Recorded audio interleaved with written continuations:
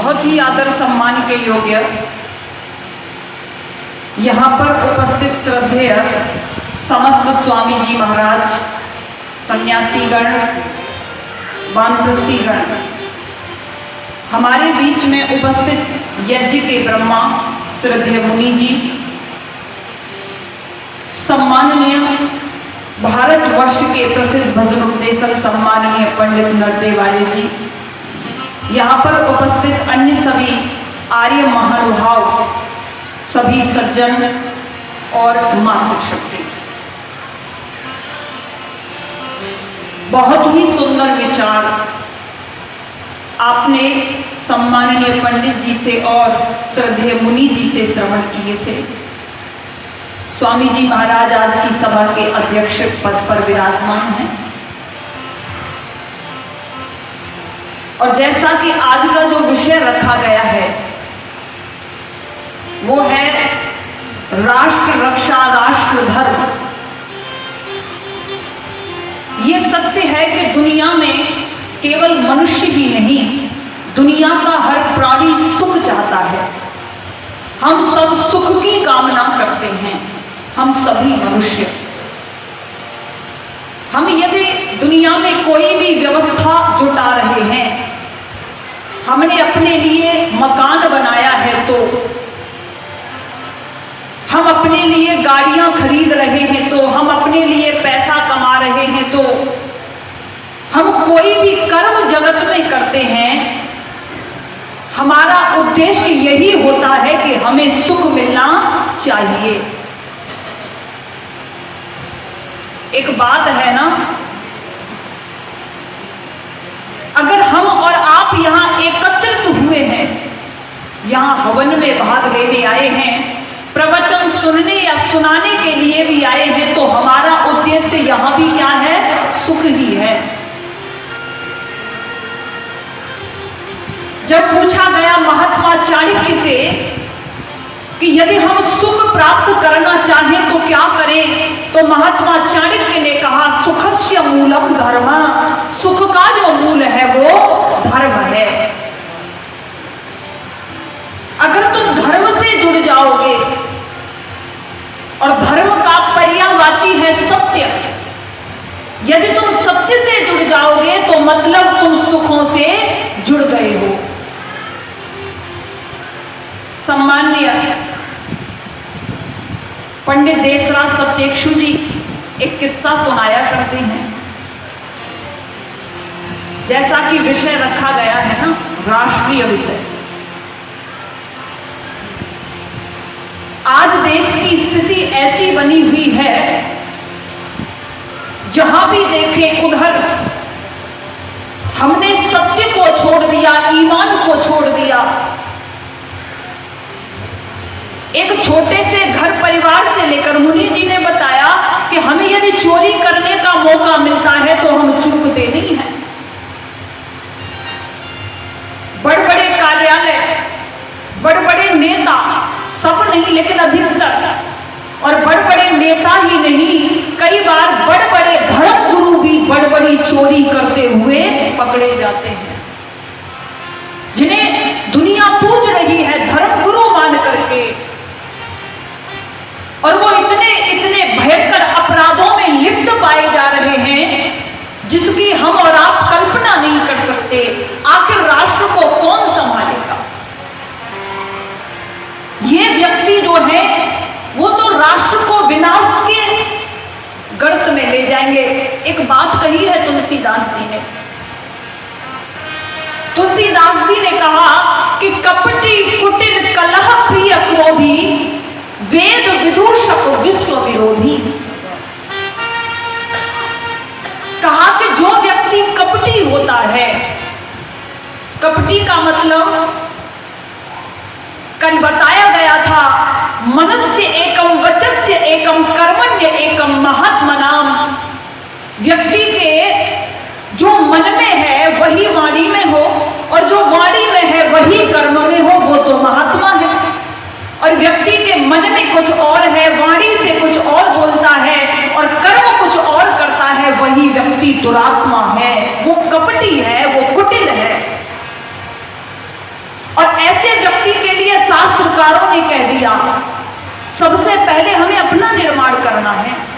शास्त्रकारों ने कहा, सर्पस्य च दुर्जनस्य वरम सर्पो न दुर्जनः सर्पम दशन्ति कालेन दुर्जनस्य पदे पदे। अगर कोई व्यक्ति सांप के पास बैठता है और एक दुष्ट व्यक्ति के पास भी बैठता है, कपटी व्यक्ति के पास भी बैठता है, तो कहा कि सांप खतरनाक होता है, लेकिन सांप से भी ज्यादा खतरनाक दुष्ट व्यक्ति होता है, कपटी व्यक्ति होता है। क्योंकि सांप तो केवल दबाव के पड़ जाने पर ही डसता है, लेकिन जो दुष्ट होते हैं, जो कपटी होते हैं, वो व्यक्ति को पग पग पर डसा करते हैं। इसीलिए तुलसीदास जी ने कहा, कपटी कुटिल कलह, जिन्हें लड़ाई झगड़े ही प्रिय हैं, जिन्हें लड़ाई झगड़ों से ही प्यार है, लड़ाई झगड़ा करने का कोई मौका जो चूके नहीं। कलह प्रिय क्रोधी, जो व्यक्ति क्रोधी होता है।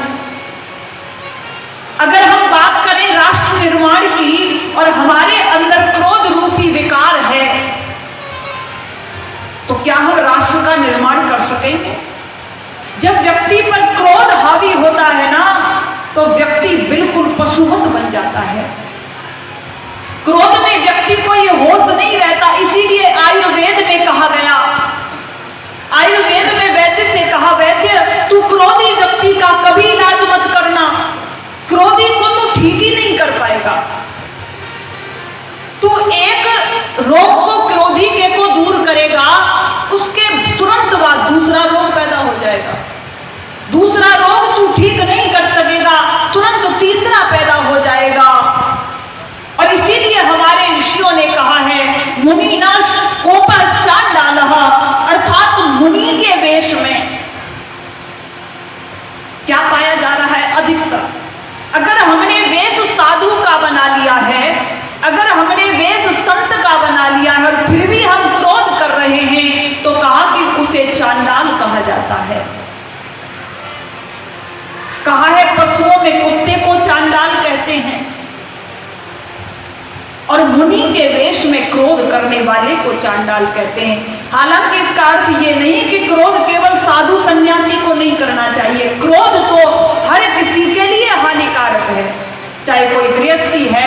इसीलिए तुलसीदास जी ने कहा, कपटी कुटिल कलह प्रिय क्रोधी वेद विदूषक। अभी बात की जा रही थी, बिना वेद के राष्ट्र का निर्माण तो संभव ही नहीं है। तो तुलसीदास जी ने कहा कि जो वेद का विरोध कर रहे हैं,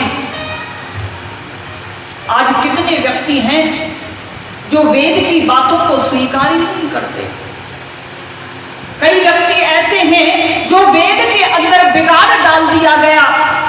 जब हम गुलाम थे उस समय वेद मंत्रों के सही अर्थ हमारे बीच में प्रचारित न करके अनर्थ प्रचारित कर दिए गए। हालांकि महर्षि स्वामी दयानंद ने उस अविद्या को दूर किया, शास्त्रार्थ किए, वेद मंत्रों के सही अर्थ किए, और शास्त्रार्थों में उन्होंने दुनिया वालों को बताया कि वेद के नाम पर जैसे आपको बहकाया जा रहा है कि वेद में सती प्रथा है या वेद में बलि प्रथा है, ये बातें वेद में कहीं भी कही नहीं गई हैं। ये तो समाज में बिगाड़ फैलाया जा रहा है, ये वेद के विरुद्ध षड्यंत्र रचा जा रहा है। और यदि हम अपने आप को आर्य कहते हैं, यदि हम भी वेद की नहीं मान रहे, ऐसे जो व्यक्ति हैं वो पूरे विश्व के विरोधी हैं। वो स्वयं अपने जीवन में शांति स्थापित नहीं कर सकते और न ही वो समाज में शांति स्थापित होने दे सकते। और आर्य समाज क्या चाहता है? महर्षि स्वामी दयानंद क्या चाहते थे? महर्षि स्वामी दयानंद का यही तो उद्घोष था, ऐ दुनिया के लोगों लौटो वेदों की ओर। अगर तुम्हें फिर से सुख और शांति प्राप्त करनी है, फिर से तुम्हें अपने आने वाली पीढ़ियों को राम और कृष्ण बनाना है, तो उसके लिए तुम्हें वेद से जुड़ना होगा। नान्यः पंथा विद्यते कोई भी मार्ग नहीं है। इसीलिए तो एक कवि ने बड़ा सुंदर लिखा, मधुर वेद वीणा बजाने चले हैं, उठो तुम सपूतो जगाने चले हैं। मधुर वेद वीणा बजाने चले हैं, उठो तुम सपूतो जगाने चले। मधुर वेद वीणा बजाने चले हैं, उठो तुम सपूतो जगाने चले। मधुर वेद वीणा बजाने चले हैं, उठो तुम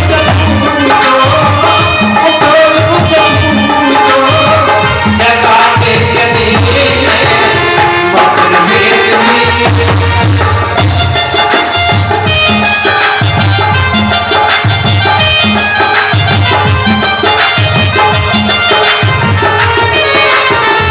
मधुर वेद वीणा बजाने चले हैं, उठो तुम सपूतो जगाने चले। मधुर वेद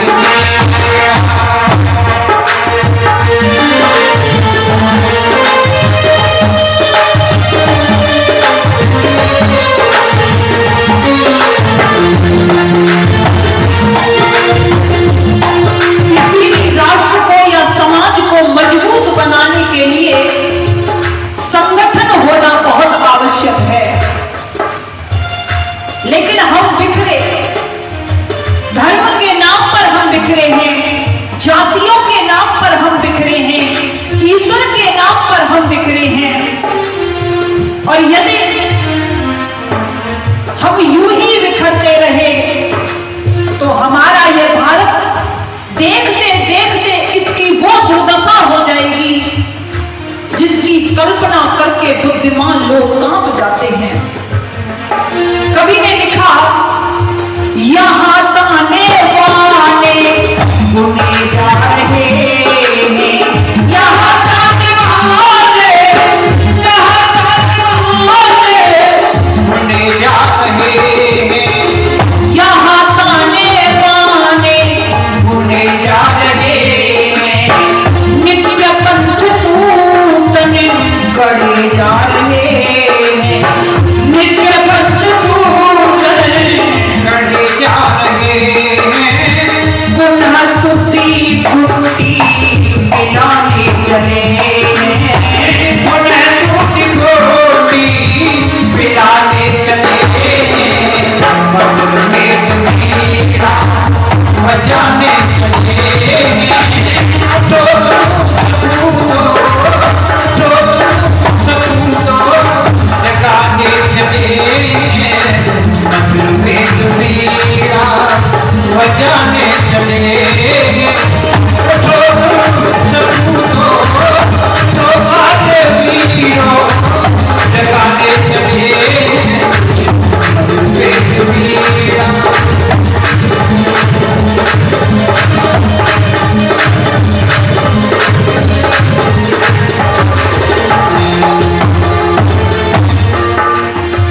यहाँ लोग गढ़े करें ईश्वर बना के,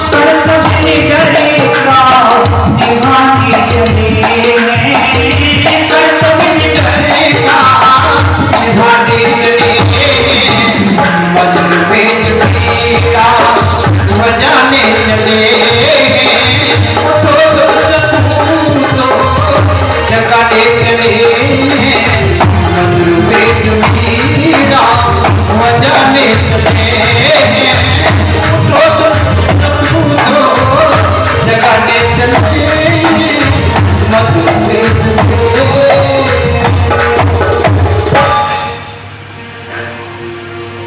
सज्जनों, हम वेद से जुड़कर अपने राष्ट्र को उन्नत करें, समाज को उन्नत करें।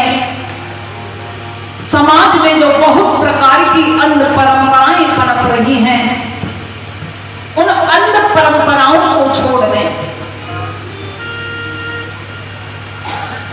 अगर हमें कई बार व्यक्ति तर्क देते हैं कि जी ये काम तो हमारे दादाजी करते थे, ये काम तो हमारे पिताजी करते थे। अगर कोई गलत काम हमारे पिताजी से हुआ या दादाजी से हुआ, कोई गलती हुई, कोई भूल हुई, तो क्या उसे हम भी करें? नहीं। हम अपने इतिहासों से सीखें, क्योंकि इतिहास ही हमें प्रेरणा दिया करता है। हमारे इस राष्ट्र को दुनिया में एक नियम होता है, व्यक्ति का स्वभाव होता है कि अगर हमें कोई कीमती चीज मिल रही हो ना, कीमती चीज को पाने के लिए हम सस्ती चीज को छोड़ देते हैं, कम कीमत की चीज को छोड़ देते हैं। मान लीजिए हमसे कोई कहे कि आप ये 200 का नोट लो और इसके बदले में 2000 रुपए हम आपको देंगे, तो हम दे देंगे, हमें कोई परेशानी नहीं है, क्योंकि हमें 2000 मिलने वाले हैं। हमसे कोई कहे कि आप जो है ना ये 2 कमरों का घर छोड़ दो, इसके बदले में हम आपको 5 कमरों वाला बड़ा अच्छा घर देने वाले हैं, तो हम छोड़ देंगे, हमें कोई दुख नहीं होगा। कम कीमत की चीज को छोड़ दिया जाता है ज्यादा कीमती चीज के लिए। लेकिन हमारे पूर्वजों ने इस राष्ट्र की कीमत इतनी समझी थी, हम अपने प्राण बचाने के लिए सब कुछ त्याग देते हैं, सब कुछ छोड़ देते हैं। लेकिन हमारे वीरों ने इस भारत के सामने, इस मातृभूमि के सामने अपने प्राणों की भी कीमत नहीं समझी, और उन्होंने हंसते हंसते अपने जीवन न्यौछावर कर दिए। और कोई 1-2 नहीं है। इतिहास विशेषज्ञ स्वर्गीय राजीव दीक्षित ने बताया है कि लगभग 7 लाख वीर और वीरांगनाओं ने इस देश को स्वतंत्रता दिलाने के लिए कुर्बानियां दी है। लगभग 7 लाख। ये तो वो नाम है जो इतिहास में दर्ज हैं, और कितने ही नाम इतने हैं जो इतिहासों में लिखे नहीं जा सके। जो लोग कहते हैं ना, दे दी हमें आजादी बिना खड़ग बिना ढाल। ये आज जो हमें स्वतंत्रता मिली, जिसका दुरुपयोग हम कर रहे हैं, और ये आसार बन रहे हैं। अभी आचार्य जी ने बताया कि कहीं ये स्वतंत्रता फिर न छिन जाए। ये जो आजादी हमें मिली है ना, कितने ही वीर और कितने ही वीरांगनाओं के गर्भ लहू पर तैर करके ये आजादी आई है। ये आजादी यूं ही प्राप्त नहीं हुई। हम राष्ट्र की कीमत तभी तो समझेंगे जब हम अपने पूर्वजों की कुर्बानियों से परिचित होंगे। ये भारत भूमि लिखा है रतन सिंह जी ने, जय भारत माँ जय जय जननी तुझको प्रणाम हमारा है, ये तन तेरे ही रज कण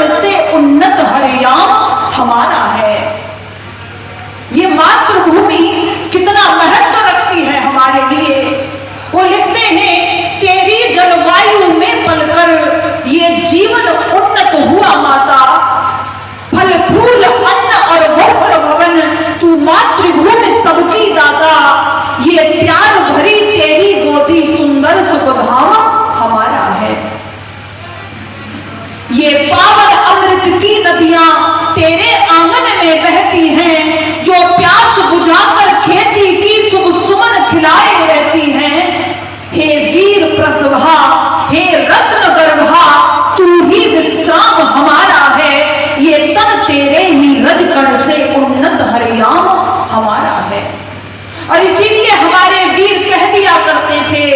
महकते सिल पे घिस के हम उसे चंदन समझते हैं। वतन